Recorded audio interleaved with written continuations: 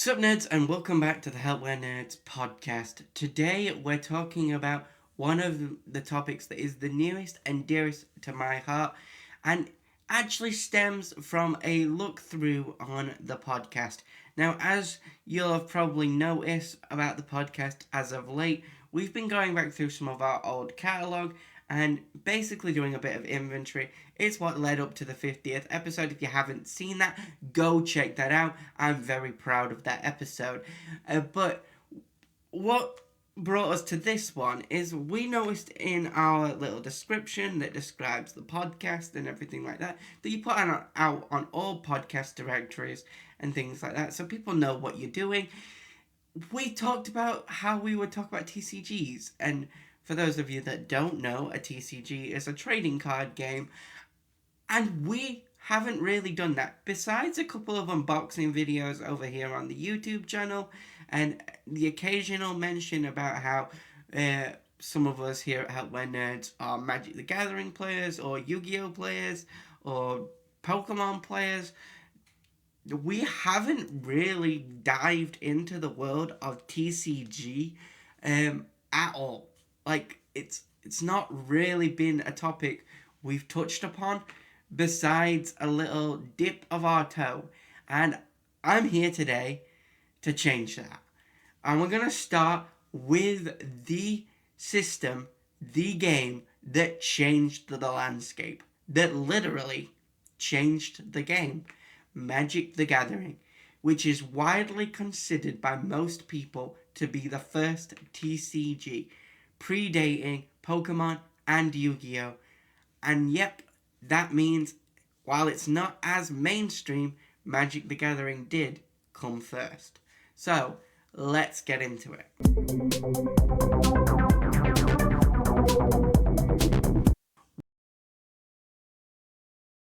What exactly is Magic the Gathering and how do you play it? Well, as I said, Magic the Gathering is a trading card game created by Wizards of the Coast and Richard Garfield in 1993. It's older than I am.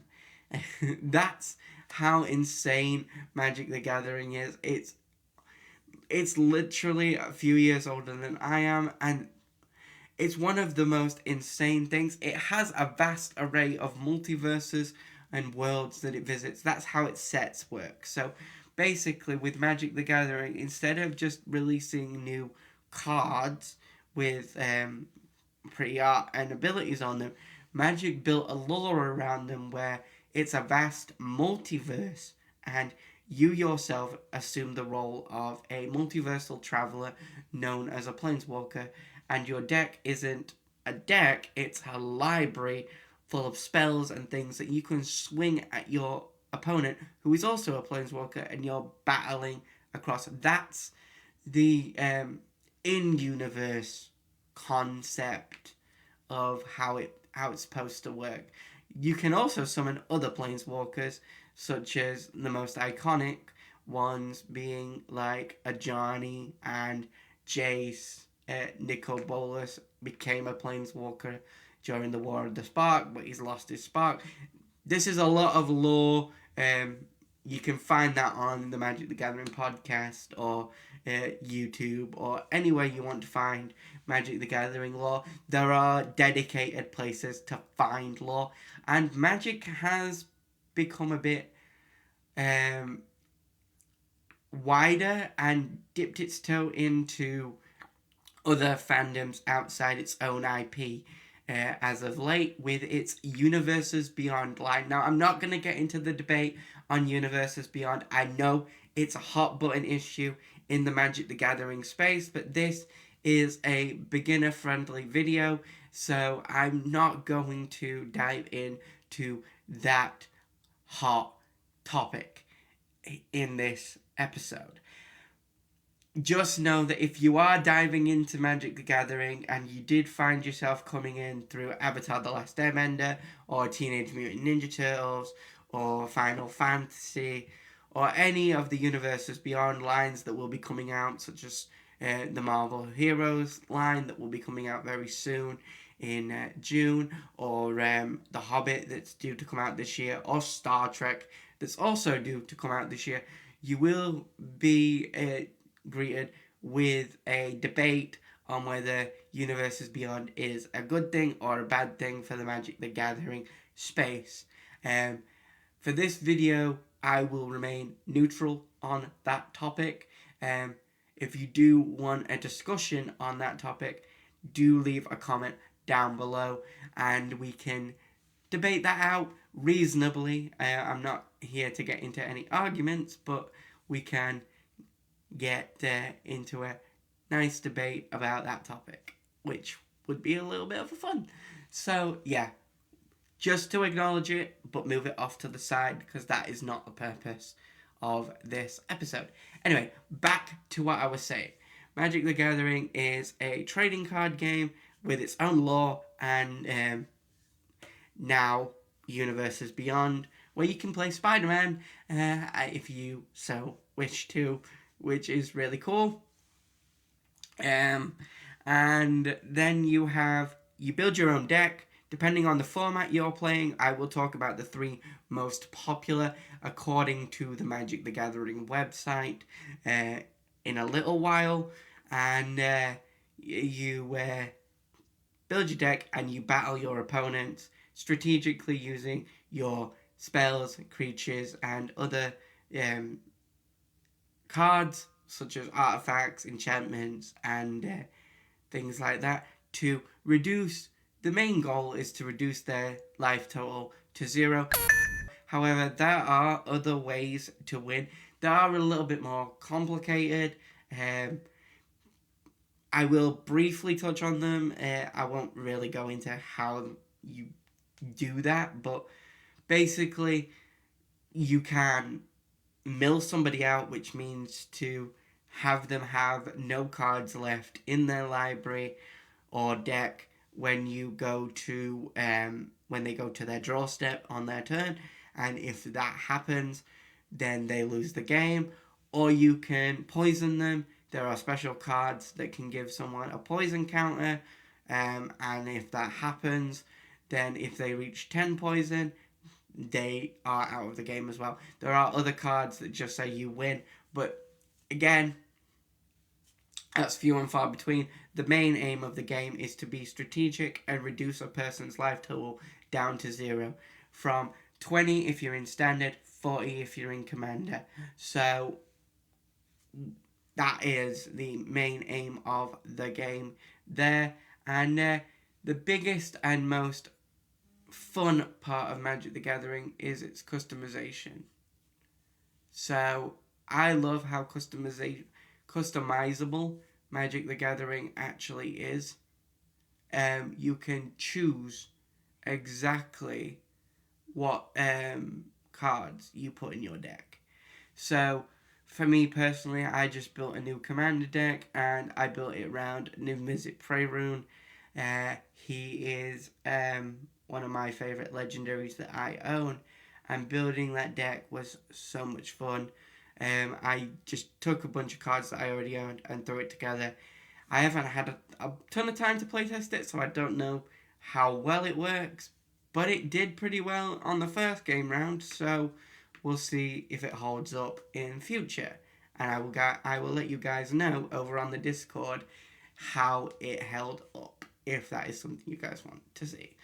But, yeah, with that being said, that is the main crux of Magic, how customizable it is. Now, if you're not someone who is avidly into customization, or you're very, very new and you're not sure on how to do it, there are products out there that will take that step out of your hands and really help with this section. You can get pre-constructed decks for Commander from virtually every set. There have been a few sets as of late that don't have Commander decks.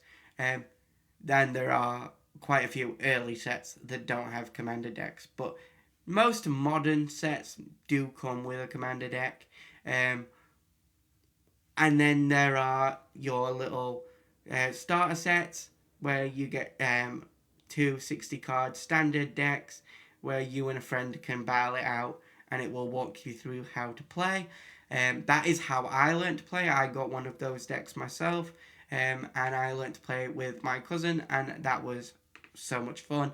And then I went to my local LGS or game store and learned to play standard from there, and then progressed to commander, and from that I just carried on, and I learned more about commander through watching actual play shows such as Command Zone, Commander at Home, um, and things like that, and watching a bunch of uh, Magic the Gathering focused YouTube channels like Tolarian Community College or Ristic Studies and things like that. So there are a bunch of resources you can find over on YouTube that will help you learn the game a bit more better than what I can really explain it in this moment. But no matter what format of Magic the Gathering you play, every game will play out according to these simple steps. So you'll start the game and untap all your lands and everything that needs untapping. Every deck will be equipped with lands. These are your source to play every single card in your deck beyond your lands. The only thing you do not have to pay lands or mana for to play are your lands. And then everything else will have a cost to them that you tap your lands to be able to play. You play a land per turn if you're able to. So it goes untap, upkeep. If you have a card that says there is a trigger in your upkeep, then that is where it will trigger. Then you draw. That is where you draw a card from your deck. And this is the step that I usually forget about. So much so that a friend of mine bought me a playmat that literally has draw in big letters. So, yeah. So, as we were saying, untap, upkeep, draw. Then you go to your main phase. This is where you can play creatures and spells and anything that's at sorcery speed.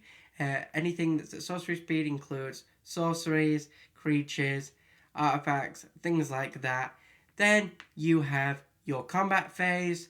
This is where you do your attacks and attack your opponents.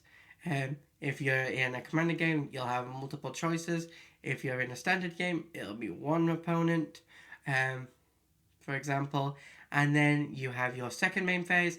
Very similar to the first main phase. This is where you can cast things at sorcery speed, or you can cast instances in both of these. Instances can be cast at any point. And then you have your end phase, which is where you end your turn. There might be some triggers that trigger on your end phase or your end step, and then you move to discard. If you have more than 7 cards in your hand and you don't have a card on the field that says you're allowed more than 7 cards in hand, you must discard down to hand size.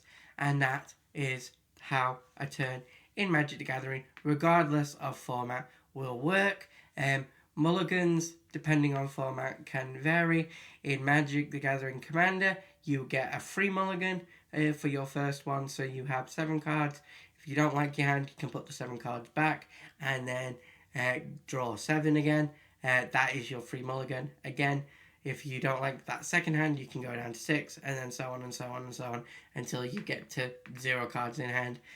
Not advisable in things like standard or pre-release, and I think it's the same for draft and others. You have 7 cards. If you don't like it, you put it back and you go to 6, and so on until you get to 0. Again, 0 is not advisable. It means you have nothing to play the game with. So I would stick to going as low as 3, and that would be the cutoff. But that is my personal preference. You might have your own. That is kind of how it really works, without showing you how to play it fully. That would with another person, that would be the best way to do it. And I will link some of the channels that I've just mentioned in the description down below so you can go find their videos that walk you through how to play. Now, Magic isn't like most games where there are a bunch of cards and you can just shove any cards in there. There are distinct colours in Magic the Gathering called the colour pie, and there are 5 of them. 6 if you count colourless, but 5 distinct colours, which are green, blue, red, black, and white. And they each have their own philosophies and play styles that interact with the game in a different way. And we'll go through what each one does now. So, green is about big creatures. So think dinosaurs, think giants, think things with heavy attack and big butts. This is one of the first creatures I got was Gilta Primal Hunger, and he had like 12. He was a big guy, and the more big guys you had, the cheaper he was to play. So,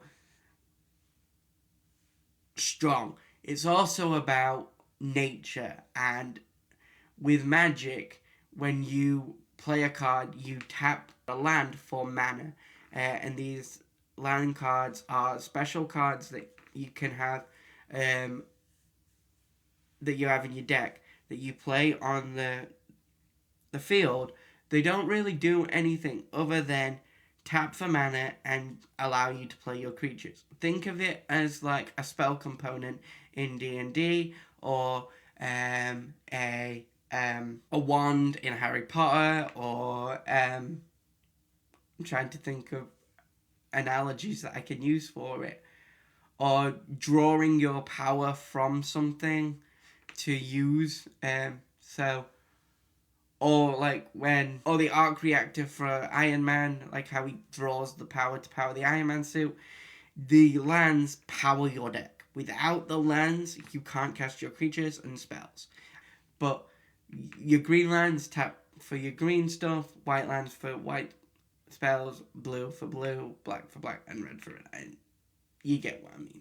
So, but there are creatures, and you tend to find these in green that tap for mana as well. The most iconic that I can think of is Llanowar Elves. When you tap a Llanowar Elf, you get a green mana, and then you can use that mana to cast other creatures.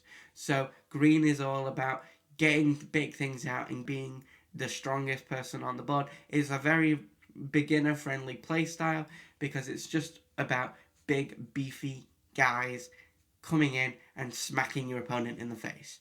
I started out with green and progressed into the style that I liked further down the line, but green is a very easy, not easy, but green is the easiest one to understand when you're new to the game, I personally think, is what I'm trying to say.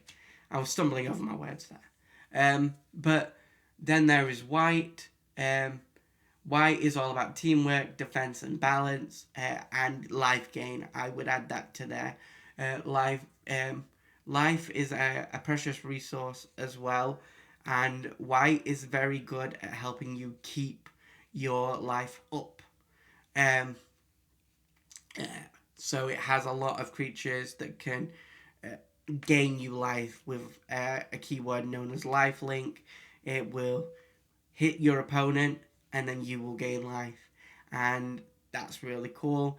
You also have a lot of cards that synergize really well with each other to work as a team, hence the teamwork part, and a lot of board wipes and things like that tend to be in white, and a lot of like +1/+1 counters and building up things and being very defensive tend to be in white.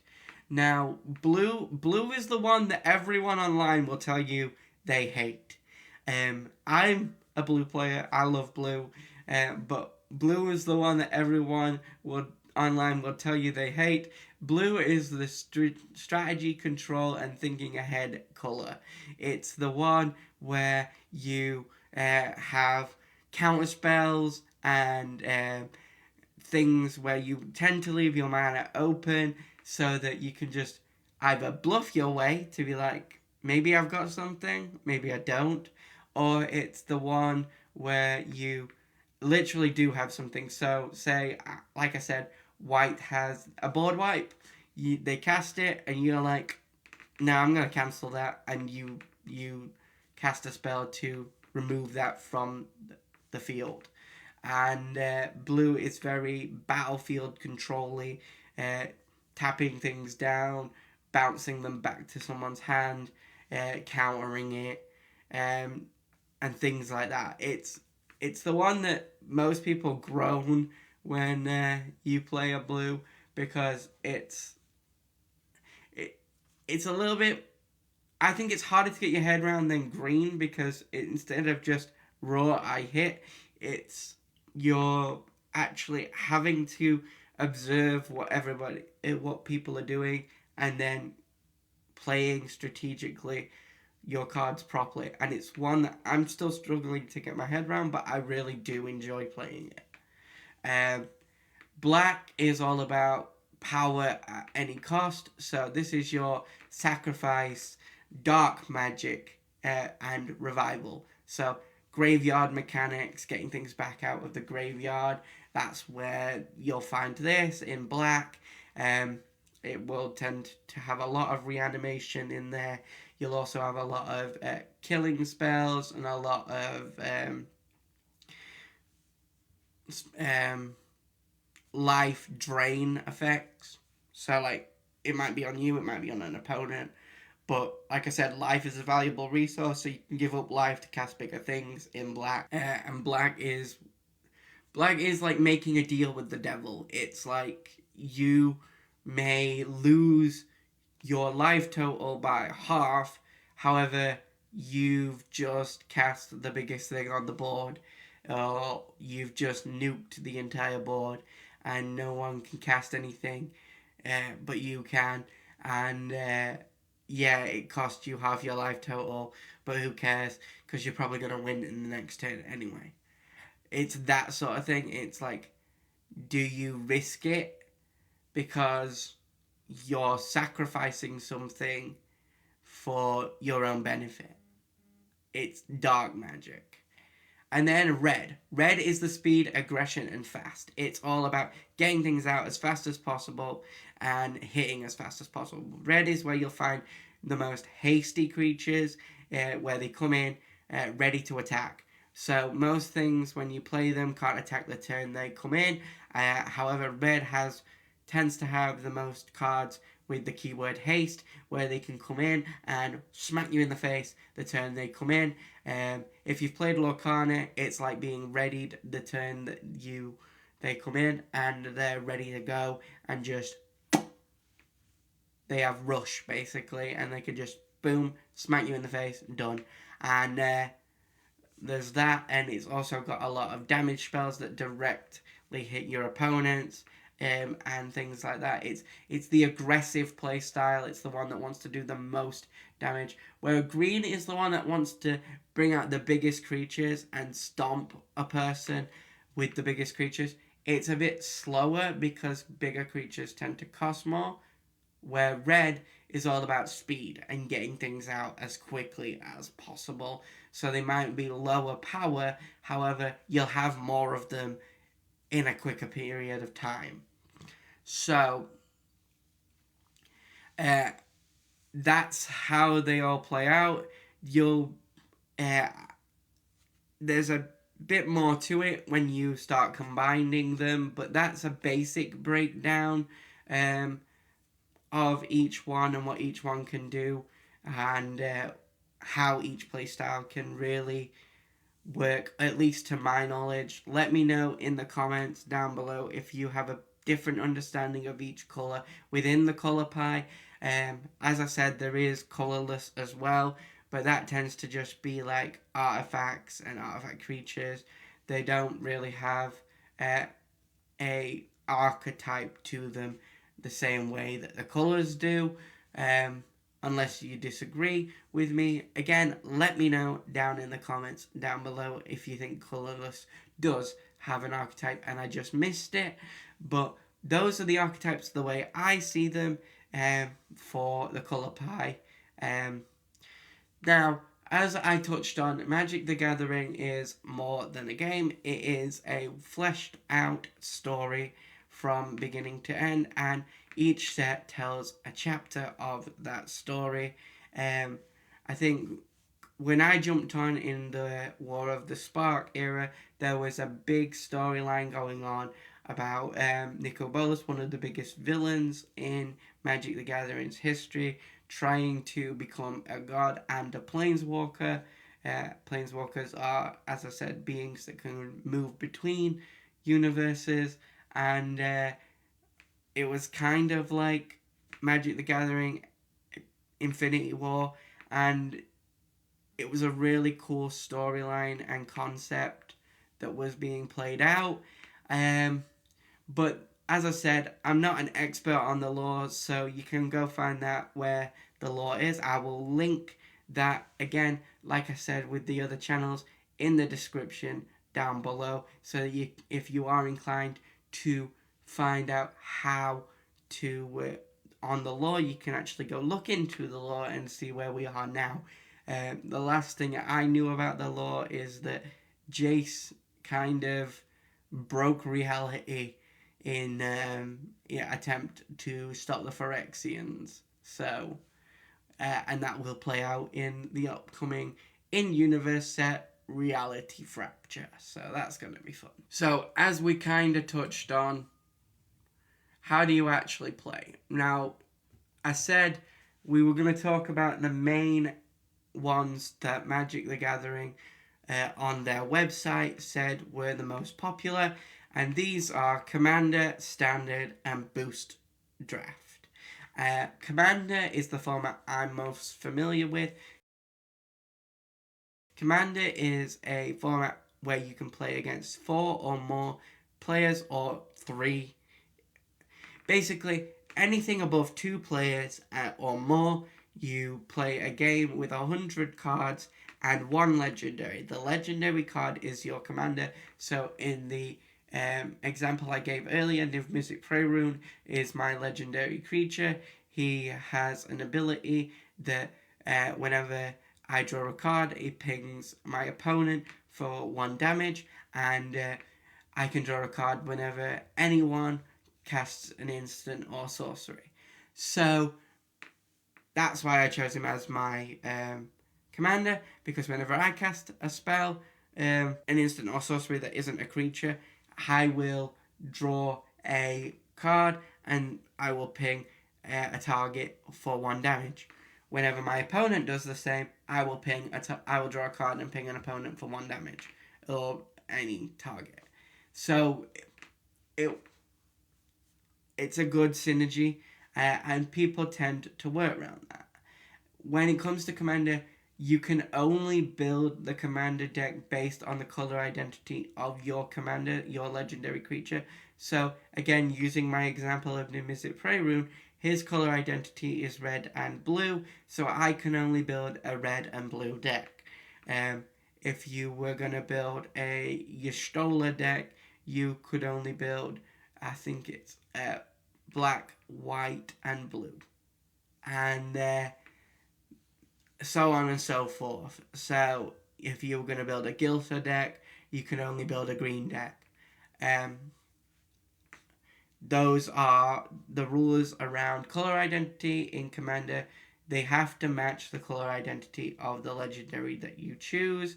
And once you've done that, you build 99 cards in the deck plus your legendary, so a 100 card deck in total, and you battle it out.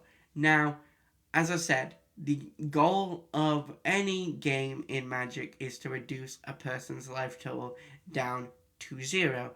However, Commander has a secondary rule known as Commander damage. This is where your Commander can, when it deals damage, deals a second pool of damage. Now, it's not reduced off your life total separately, but you count it separately on a like second dice. And if it reaches 21, they lose the game regardless of whether their life total is at 0 or not. Because in Commander, you have 40 life as you are playing against more than one opponent. And if you reach 21 life subtracted only by the Commander, you are dead, and that's that. Commander is also a social aspect and a politic aspect. So the way it works is there's four of you at a table. You're all playing the game, and you're all trying to get at each other. But say one of you has a massive board state straight away, and the rest of you are lagging behind. Maybe you didn't draw the land you needed. Maybe you didn't draw the cards that would have matched the other player. You can then talk to the other two players and make a deal to take out that player. And once you've done that, you guys can then battle it out amongst yourselves. That's why Commander is one of my favourite formats. Rather than just being I smack you, you smack me, there is a little bit of a camaraderie and oh, this guy's scary. Shall we take this guy out? Yep, okay, I can deal with this. Can you deal with that? Yep, okay. Well, if I deal with that, will you not attack me? That sort of thing. That's why I like Commander. And I feel like that's why Commander became so popular. This basic backwards and forwards of being able to balance each other out. When it comes to the decks, you're only allowed one copy of each card in a Commander deck, except for lands. Lands are the exception. Um, and you can build the 99 from that. Okay, the second most popular, Standard. Standard is the go-to format for more competitive play. A 1v1 match, minimum 60 card deck using only the most recent sets.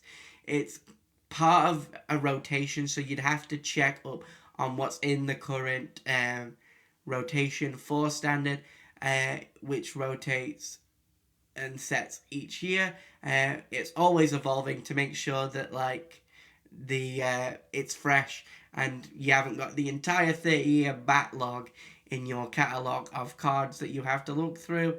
And it's a good way to improve your skills and aim for tournaments. It's a great way to start the game. It's how I started the game. I started in Standard and learnt Standard. Colour pairing is still important, so you can't just smush every single colour into a deck. And it's best to look at which colour pairs work together.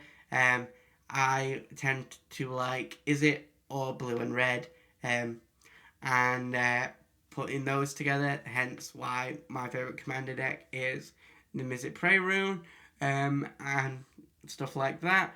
Because it's got the aggressive side of red and the strategic side of blue, so I do really like that. But you've got your other pairings. There are also 3 colour pairings and things like that. And you're better off just looking into which one works for you. I'm not going to tell you which one to do. That is a personal choice and things like that. For this, unlike Commander where you can only have one card with its unique name in the deck, Standard allows you to have 4 copies of that card in the deck and build around a specific strategy. So say you really, really, really like a specific Spider-Man card, or you really, really like a specific Avatar card, because those are the ones that are popping into my head, probably because I can see Spider-Man behind my head. You can just put 4 copies of that card in your deck, which gives you more chance to draw it, which helps with the competitive edge of Standard. The third most popular archetype and format for Magic the Gathering, according to their website, is booster draft, and this one flips everything on its head, because instead of showing up to your local LGS or wherever you're playing Magic the Gathering with your own deck, you're given a bunch of booster packs and told to build a deck. Now, you're not just given them, everyone's given booster packs, and you pick one card at a time, build your deck on the spot, usually played with 8 players, and each game feels different because, as I said, you're given a booster pack and you choose one card from the booster pack, making your deck different each time you build it. If you've ever been to a pre-release, it's very similar to that, except it's booster, so it's not like in a pre-release kit. Now, I haven't actually ever been to a booster draft myself, and it's something that I'm looking forward to doing in the future, but it is a very intimidating thing for beginners, I personally think. Let me know in the comments if you disagree with me on that. I know there's a lot of stuff to talk about in the comments in this one, but I do think that this one is a very provoking topic for us to talk about, especially with what we're talking about, because Magic the Gathering is a very conversational thing, especially when you're just learning about it.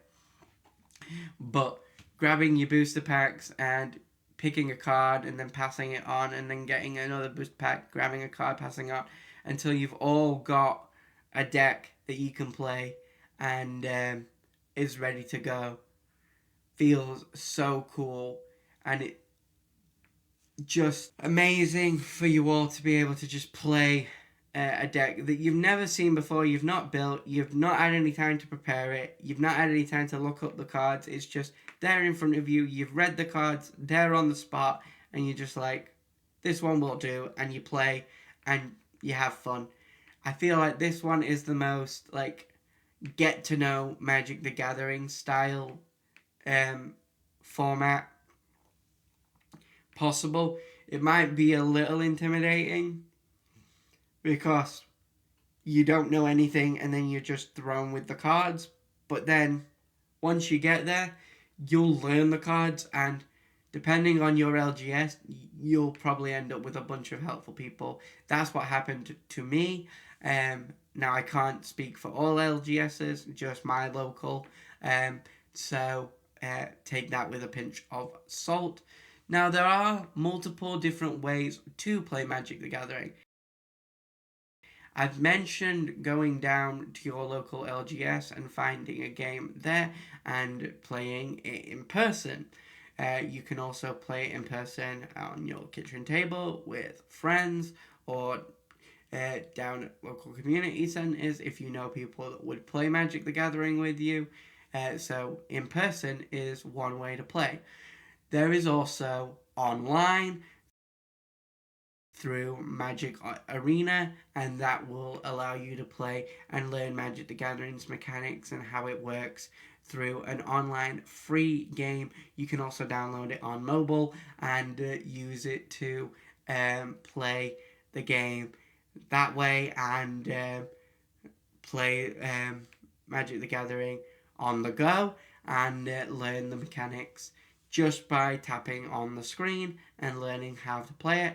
There is also Spell Table. Spell Table allows you to play Magic the Gathering through your webcam and playing it through streaming with other people and directly to their webcams.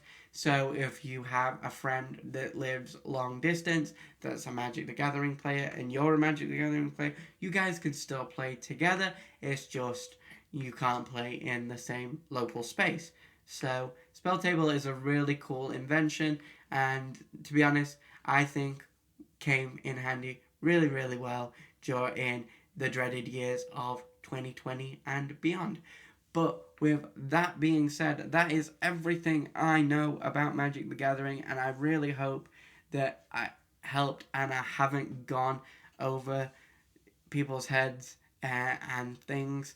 But with that being said, if you do have any other questions or things and you want me to answer them, then do drop me a comment down below, or come and join us over on Discord and message me over there, and I will answer as many questions as I possibly can on this topic. I love Magic the Gathering. In fact, I'm heading to our local pre-release for Strixhaven this weekend, probably at the time of this video's release, so hopefully I do well. And yeah, with that being said, I'm going to call this video to an end, and as always, stay happy, stay healthy, and most of all, stay nerdy.